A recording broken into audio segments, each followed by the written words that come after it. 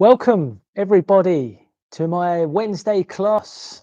Let me just share the screen so we can see what we're all about today. So, as you can see from this fantastic picture of me, we are going to be looking at reading part 5 of the PET preliminary reading exam. If you've just joined me, let me know in the chat if the sound is okay. Let me know where you're from. Say hello. Yeah. Now, as we are at the very beginning of the lesson, I will give you a quick summary of what we're going to do. We are going to be talking about how to do this part 5 as fast and efficiently as possible, getting all the marks. I'll be talking you through some strategies, and I will also give you a few bonus bits of vocabulary, very useful bits of vocabulary that you can use in the speaking or the written parts, or that could help you with this part 5 as well. So stick with me, stay tuned. Now, to begin, we have this question, where are you from, which always comes up in the speaking part. You're always asked where you're from. Now, I've put some pictures which relate to where I'm from, my background. Just have a look at them. Take some time to think about it. Whether you're joining me now or you're watching this video later, have a look at the pictures and think about where you think I could be from, what my background is, where I might be living now. Okay? I'll give you no more than a minute to do that. So I'll set my clock and start counting. Think about it, have a look, see if you can guess where I'm from and what my background is. Let me share the clock, okay, so that we can keep track of time. Yeah, bear with me one moment. I'm going to share my entire screen. So we'll go with one. Now you should be able to see a clock there. So I've given you already, we've had 30 seconds. So I'll give you another 30 seconds, no more, to think about it. Where am I from? Where is my background? Where am I living? Okay, 20 seconds. You might have guessed by my accent already, if you've got a good ear for accents.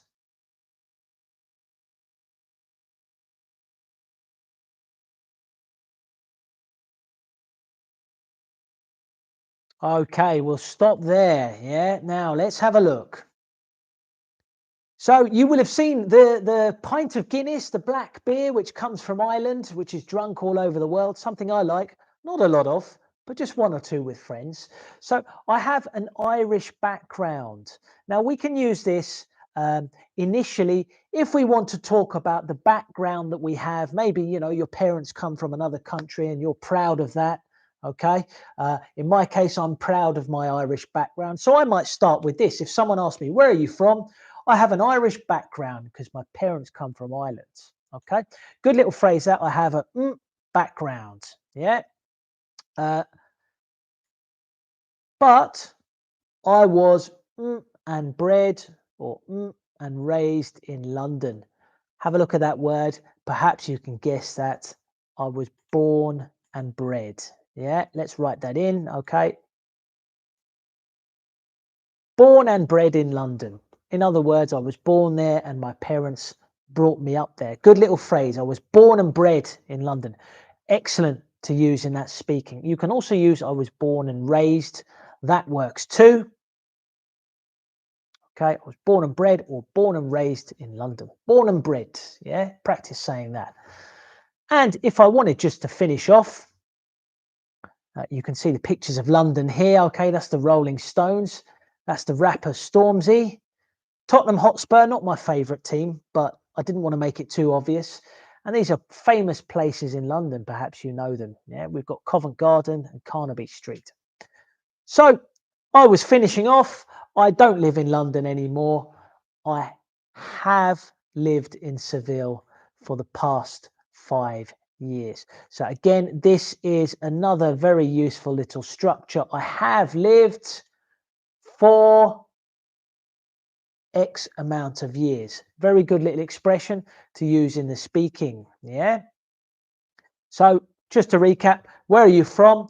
Well, I have an Irish background, but I was born and bred in London, though I have lived in Seville for the past 5 years.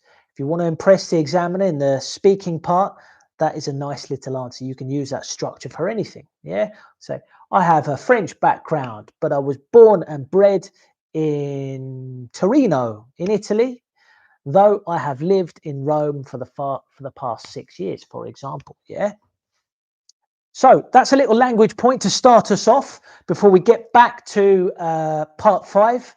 And stick with me because I'll point out another very useful little language tip that you can use in all parts of the exam at the end of the session.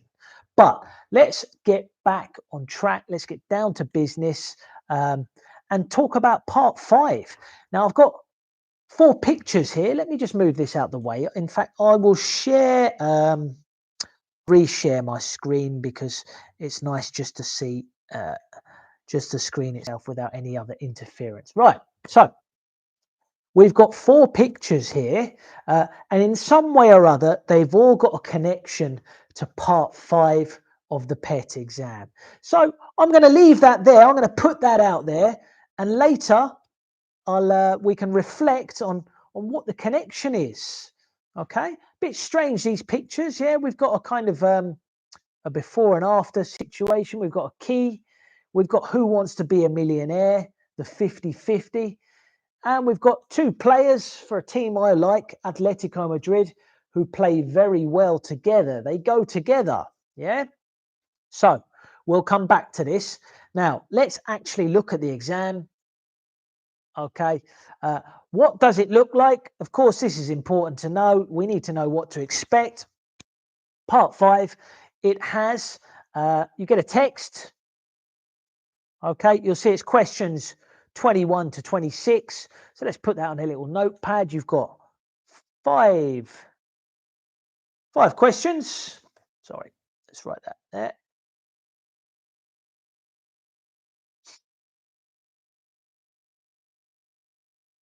Yeah, okay, 5 questions. You have a gap. Yeah, you've got 5 gaps.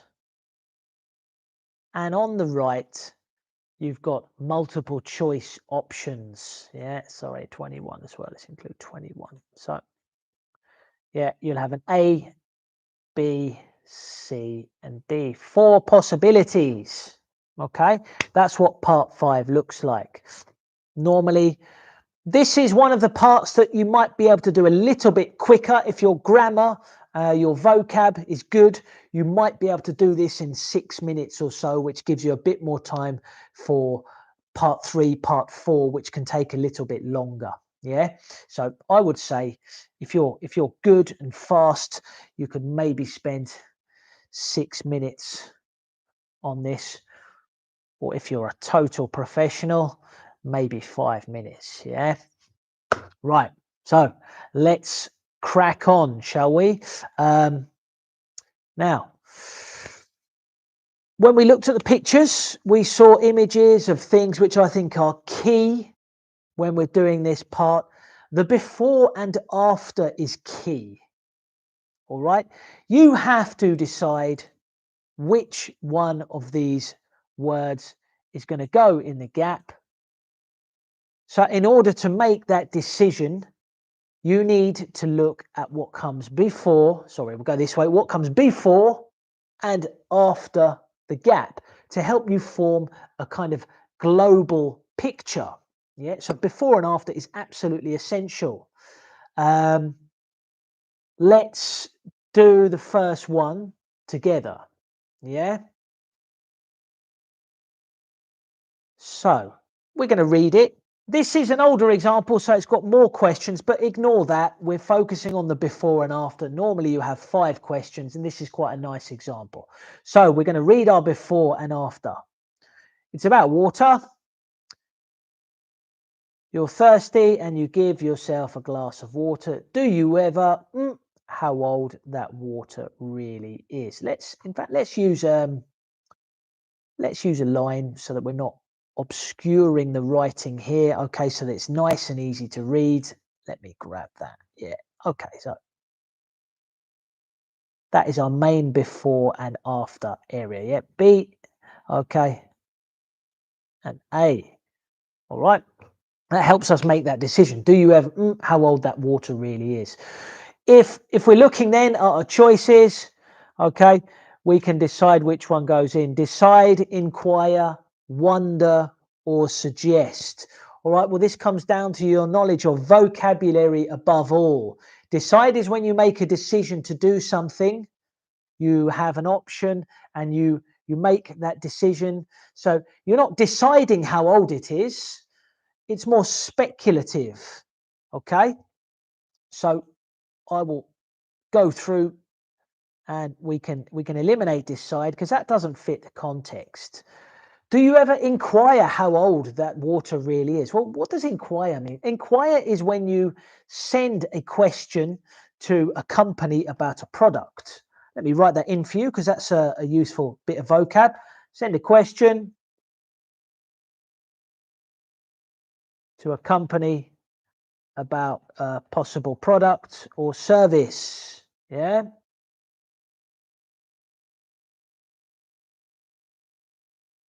That definitely doesn't fit. Put that down there. So we're going to eliminate that too. And you can see what I'm doing. Eliminating is a very useful strategy as well. We'll talk about that in a moment. So we've got wonder and suggest left. Suggest is when you propose an idea to somebody. Oh, I don't know what to do this weekend. Well, why don't you go and watch a football match?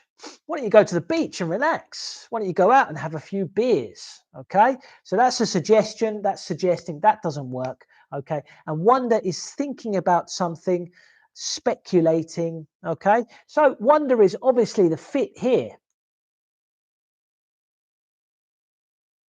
We only know that by reading the before and after, which helps form a picture. Okay, if we don't do that and we go too fast, then we're not going to always get the right answer. Yeah. Sometimes you could even, or you should even look at the before and after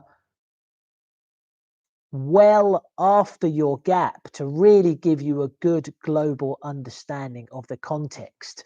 And connected with that, I would say the first thing that you should do when you approach this part 5 is read the text. Well, I'm going to say, yeah, read the text, speed read, yeah? Speed read the text to get an idea of the context. By speed read, I mean take 1 minute, yeah, to read the text very quickly, yeah, just to give you that idea of the context, yeah? Okay, that would be my first step, yeah? Right, so that's before and after. That is one of the key things that we need to think about for part 5. Let's move on, okay? Now, the key. Okay, you will have seen me thinking about vocabulary within the context. All right, and that is the first C. Our first C of my little acronym. I love a good acronym. Okay, call me sad if you want, but acronyms can be very helpful. That is our first one, and it stands for context. Context and vocab. Okay.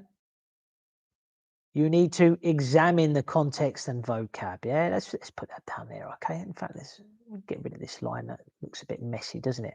Right. The second C, which I'll demonstrate in a moment, is collocation. Okay. By collocation, I mean words which always go together.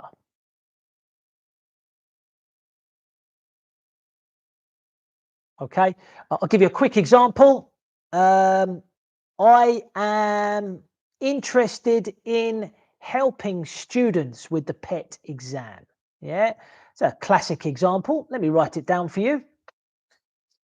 I'm interested in helping students with their exam.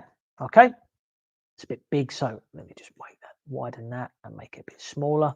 Change the font, I think. Yeah, yellow's a bit nicer, isn't it? Right, now interested always goes with in. You don't say I'm interested to or I'm interested on. That's not correct. So this interested in is a collocation. And of course, most languages have collocations. Another one is in spite of, instead of, these little connectors which always go with of, yeah? Collocations. You need that knowledge of collocations, okay? And the last one, G, which I've already mentioned, is probably pretty obvious, is knowledge of grammar. Your knowledge of grammar is also essential for some of the questions here because you will have to make a choice between grammar words, okay? Let's say, for example, if we're talking about obligation, right? And I said, for my job, I must wear a tie. I must dress smartly, okay? Or I don't have to wear a tie. I don't have to dress smartly. Now, which one is it? Okay, look at what I'm wearing. I'm not obliged to wear a tie. I can wear a tie if I want. Okay, but I'm a bit more relaxed like that. So I don't have to. It's not necessary. Yeah. Now, if I didn't know which one was obligation and which one was not necessary, then that's an opportunity to not get a question right. So in other words, you need that knowledge of grammar words and their function too. Okay, so let's move on. Yeah.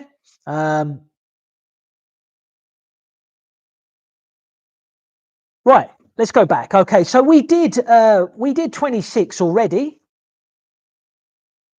Hopefully you remember. Okay, it was wonder. Now we decided that it was wonder because we looked at before and afterwards.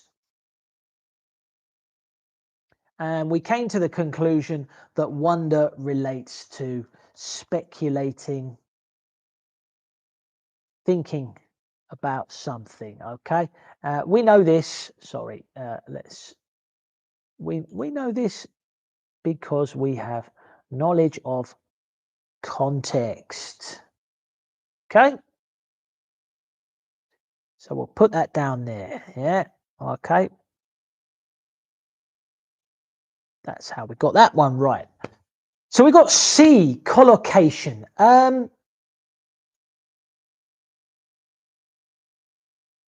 Now, as an example of collocation, we're going to look at 31.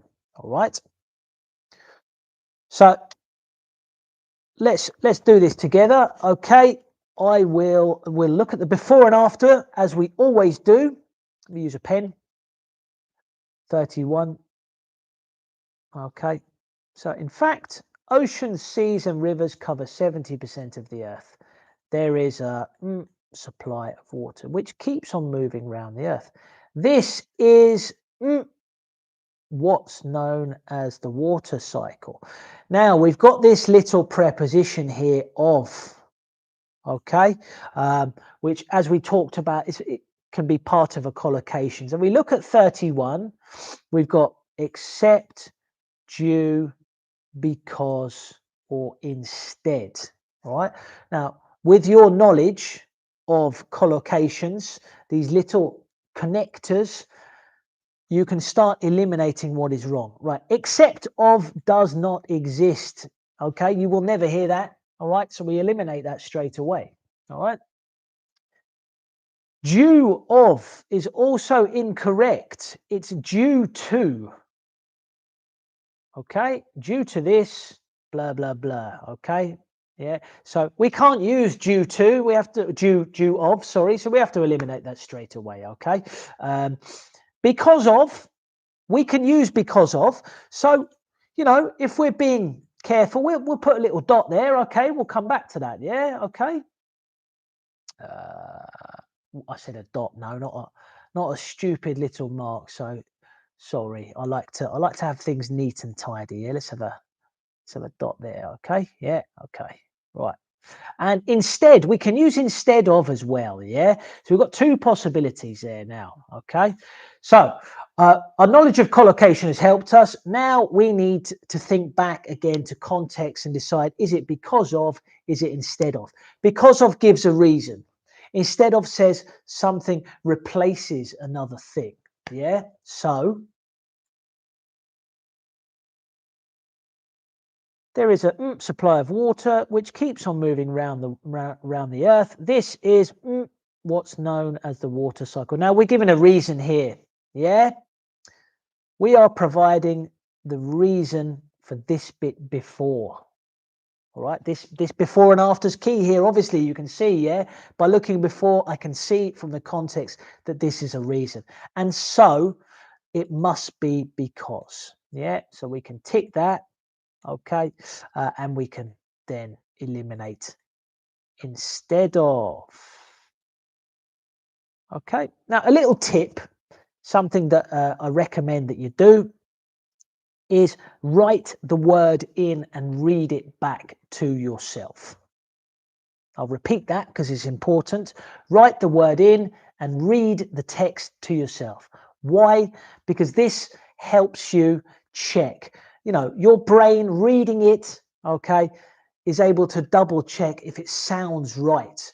You know, we have a kind of an instinct in our brain for language from our experience that we can't always put into words, but when we read it back to ourselves, that sounds right, or no, that doesn't sound right. So that is like your final check. Okay, so let's do that. Okay, I don't have enough space to write it, but let's imagine that I've written it in and we're going to read it back to ourselves. Okay, there is a supply of water which keeps on moving around the earth. This is because of what's known as the water cycle. Yes, that sounds good. That works. We're good to go. Yeah. So for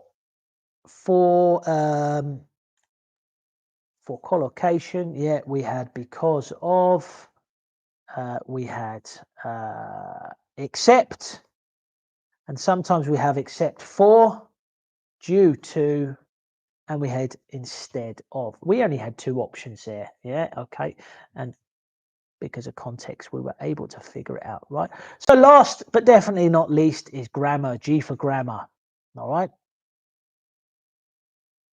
I've chosen 29 for our grammar point because we've got connectors which have a different grammatical function. We've got unless, although, until, and despite. What's the use of them? Okay, unless is used to describe a possible scenario that's not very likely to happen. Yeah, okay. Unless it rains, I'll go out. Okay. Unlikely scenario. Bang. That's unless. Yeah.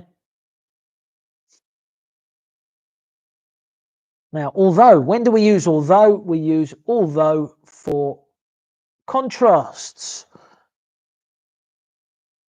Although I feel good, I'm tired, for example. It's not true. I do feel good and I don't feel tired, but there's an example, yeah, for a contrast of ideas. Until is used for time. All right. So let's have a look at an example with until. I won't go until 10. Yeah. Or until I've finished or something. Yeah.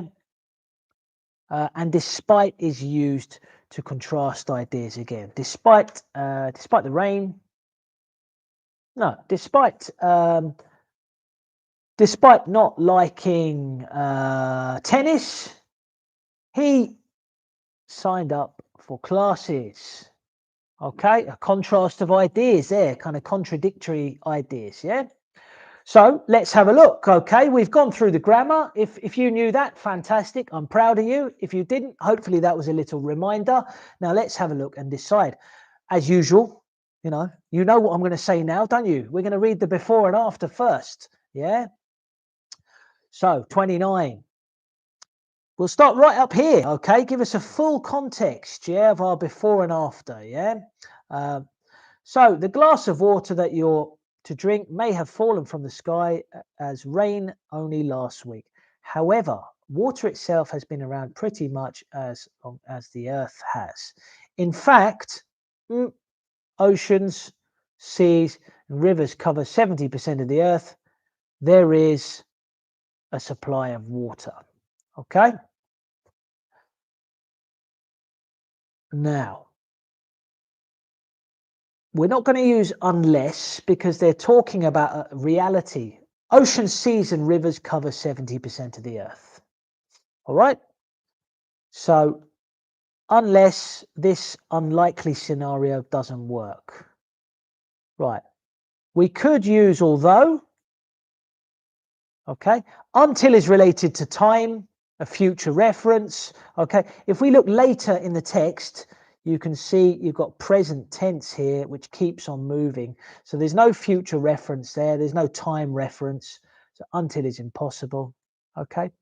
Now, despite is used for contrasts, but we use, if we use a sentence, we're going to say despite the fact that oceans, seas and rivers cover 70% of the earth.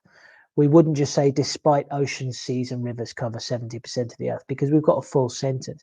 So that leaves us with our only option, which is although. Okay, and now that's very much dependent on your grammar knowledge, isn't it? On how we use unless, how we use although, how we use until, and how we use despite. So just to recap, yeah, unless, unlikely scenario, although, contrast can go at the beginning or in the middle. Until is a future reference for time, okay, something that you are waiting to do. Despite is for contrasts, but if you have a full sentence, you're going to say despite the fact. Another example with despite the fact that I love water sports, I don't have the time nowadays because I've got a family. Yeah, okay. Good. So, moving on then. The 50-50, all right? Who wants to be a millionaire? We definitely have it in England, okay? I live in Spain. They also have it in Spain. I'm sure that this type of situation is common, and there are a lot of TV programs that have this around the world. So the 50-50. What's the significance of the 50-50 and who wants to be a millionaire? Well, you saw me do that already, didn't you? You saw me, let's go back, you saw me eliminating, sorry, don't want to make you dizzy. You saw me eliminating, particularly in question 31. Yeah. It was clear from the beginning that except was not going to work because we use except for and you can't have except of. So that's eliminated straight away. Due is the same because we use due to and you cannot have due of.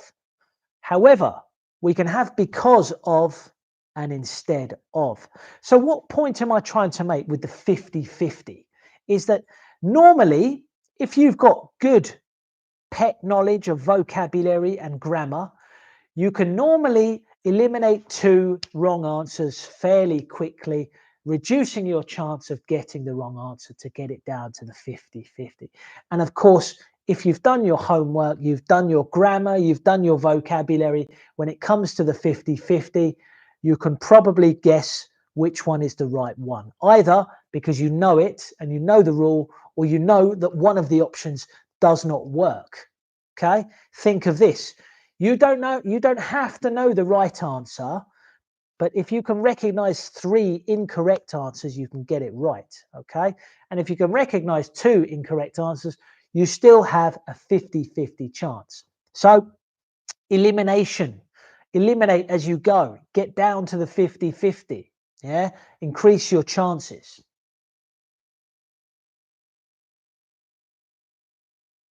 And finally, I repeat myself sometimes, but you know, I've seen students not do this and fail exams, even though they were good students.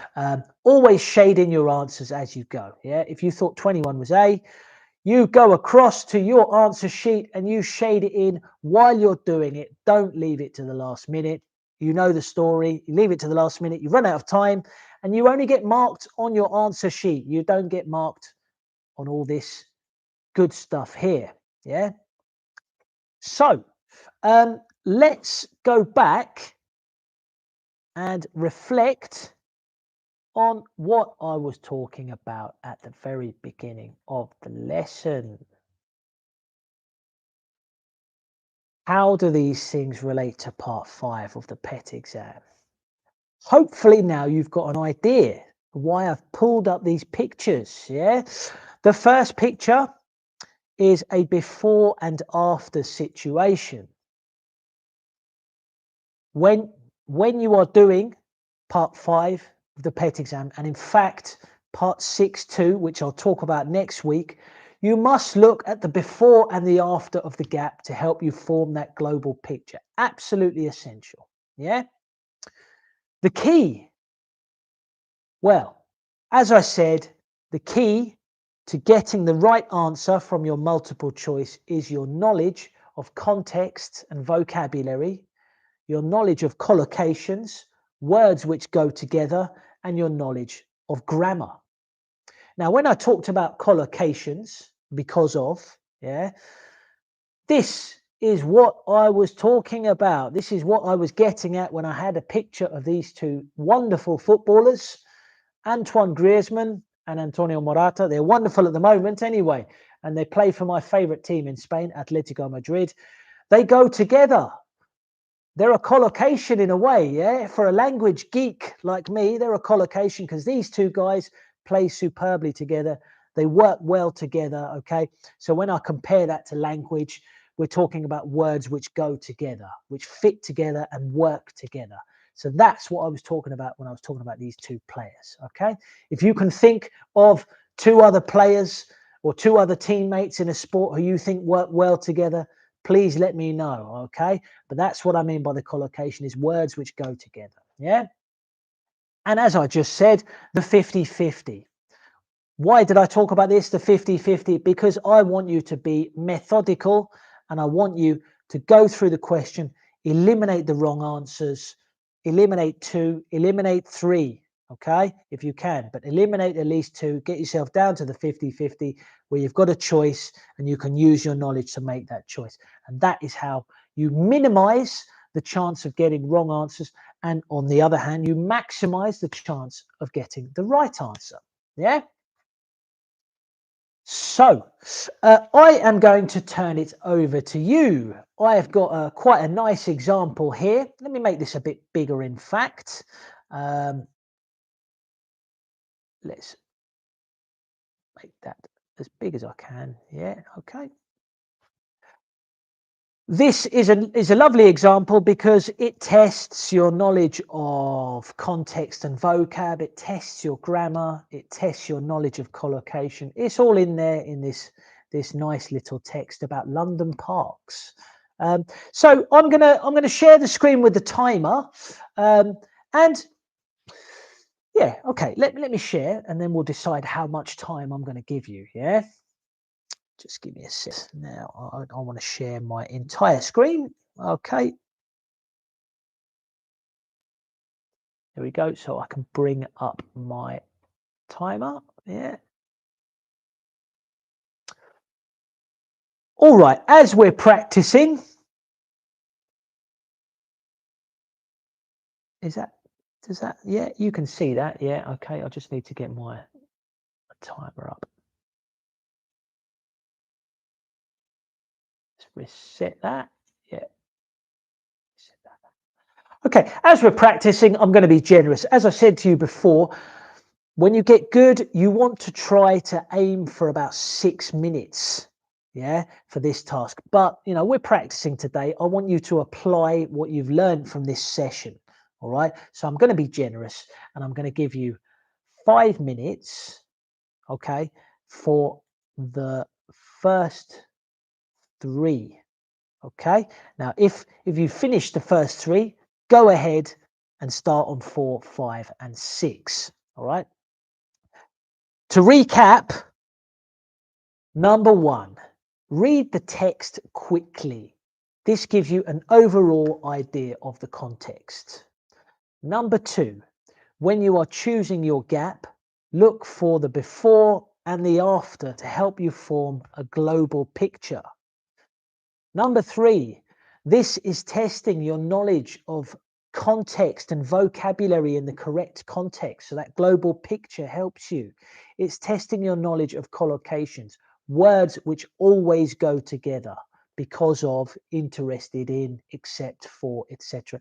And it's also testing your grammar. So apply your grammar knowledge.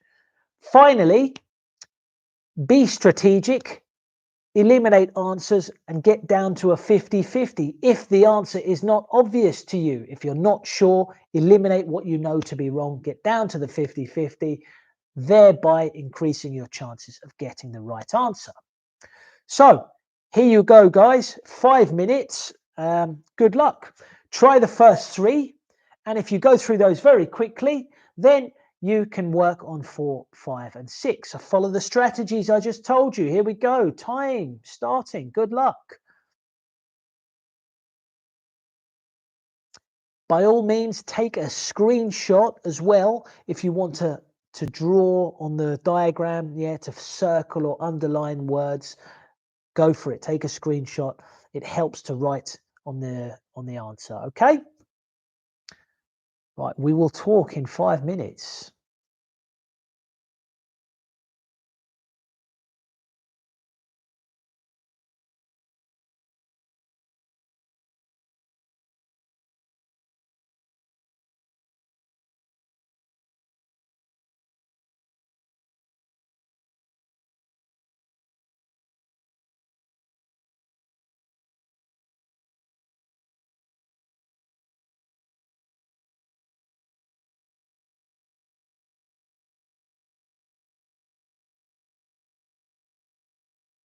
Four minutes.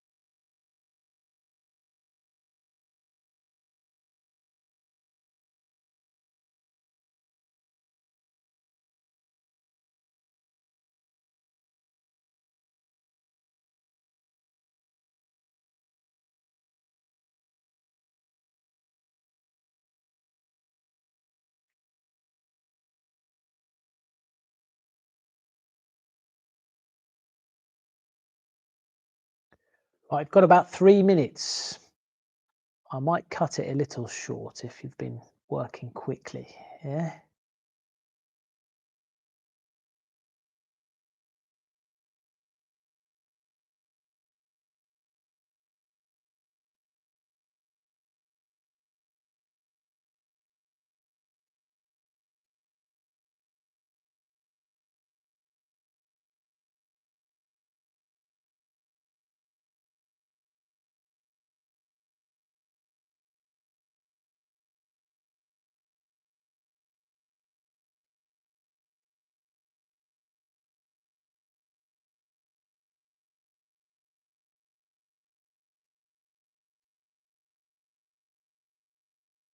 Well, I'm gonna give you 1 more minute. If you're tuning in later, you can pause and take a little bit more time if you need to.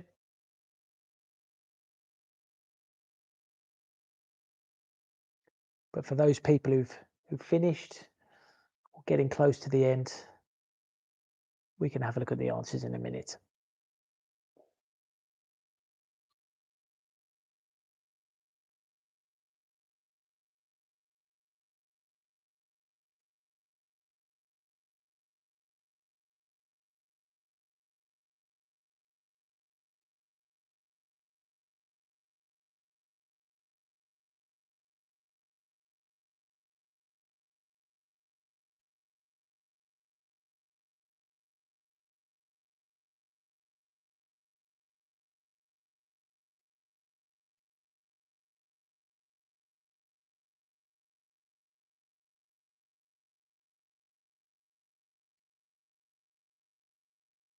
5, 4, 3, 2, 1. That's it. That's time. Okay. Hopefully that gave you enough. Pause if you need a bit more time, guys, if you're watching this later. So let's go through this nice and quickly. The first one, this was based on collocation. It's famous. Well, something is always, it's not famous by, okay. You can't have famous from or famous with, okay. This is a collocation, yeah. C for collocation, yeah. Number 2, in St. James's Park, you can watch swans, duck and geese and all other water birds. Right. We've got different verbs here. We've got feed, eat, breed, and lead. Okay, well, look. You can't go into a park and eat the ducks. Do not eat the ducks. Yeah, okay, that's forbidden. Yeah, that's definitely not correct, is it? Yeah, okay. So we will eliminate eating the ducks. That's not fair. Okay, that's not very nice. Breed. Well, breed is encourage them to reproduce. You're just going to the park to look at them. All right, not to breed them. Yeah. You also, maybe you can talk to animals. I don't know, but you know, Dr. Dolittle can lead animals, but you're not really there to lead them, are you? To carry, you know, get them to follow you. Okay, so that definitely doesn't work. But you may feed them. You may feed them bread. Yeah. Okay. So I mean, that's the only option we've got there. Yeah. And the next one. Okay. Other water birds. Hyde Park to, excuse me, be a hunting ground and is still popular with horse riders. Right. This is based on grammar. Now, if we say it's still popular, that's present, but the previous sentence is referring to a past situation. Yeah, let's use a different color there so that we're a bit clearer. Yeah, we'll use yellow. All right. Now, if we're talking about a past situation, we cannot use should because should is recommendation. Ought, we can use ought to. Okay. All right. For collocation, but we can't use it to talk about a past situation. All right. Used to. We can use used to talk about past situations. All right. And have, well, we can't use have to talk about past situations. Now, if I was doing the 50-50 and I was thinking a bit more about collocation than grammar, the only two possible ones would be ought to and used to. Yeah, so we might have used to and ought to, but then looking at the context and the grammar, talking about a past situation, we'd have to go to used to. Yeah, okay. We couldn't have to because it's third person. Yeah. So that's time. Okay. If you did get a chance to do the others, you are giving speeches. Okay, you always give speeches, and not all the parks. Okay, because it refers to a plural. All right, and maybe you had a chance. Okay, an excellent chance to enjoy some peace. Okay, but we will focus more on this one. Okay, so that is context, collocation, and grammar in action. Yeah, applying those rules, and of course looking at the before and afterwards, applying the 50-50, eliminating options. Yeah, so that is almost a wrap. I said I would give you another bonus language tip. If we go back to the original text, you will see, or you might have noticed, that I highlighted this absolutely essential. Okay, now absolutely, we use absolutely when we have an adjective that is kind of extreme. Okay, not something like good, but we could use absolutely for incredible. Yeah, and again, not something like bad, something more extreme, like, let's see, terrifying or terrible. Yeah, okay. Scary, terrifying. Yeah, Cold, the extreme would be freezing, and hot, the extreme would be boiling. Now, this is a nice little language point because instead of using simple vocab in your writing or your speaking, you know, I like football, it is good. Or I went to the cinema, it was good. I saw a film, it was scary. I don't like living in London, it is cold. All right, that's a bit simple, that's okay, but really you want to show off. No, you want to show off nicer language. So why not use absolutely and one of these more extreme adjectives, okay? Non-gradable adjectives they're called, but you know, that doesn't matter. If it's extreme, you can use absolutely. So, you know, I love Atletico Madrid. They are absolutely brilliant, okay? And the examiner's thinking, yeah, that's nice, okay? Or, you know, I wouldn't want to live in the Alps. It's absolutely freezing, yeah? Or I live in Seville. It's absolutely boiling. Yeah, try to throw that in to your speaking or writing. And that's my bonus language tip. Okay, we talked about that. So there are a couple of attendees. We've come to the end of the lesson. Yeah, Luis, you're with us. Great to have you, Luis. If you have any questions, please write them in the chat and I'll answer them for you now. The 50-50 Joker, yeah, okay. The Joker card is a good card to play.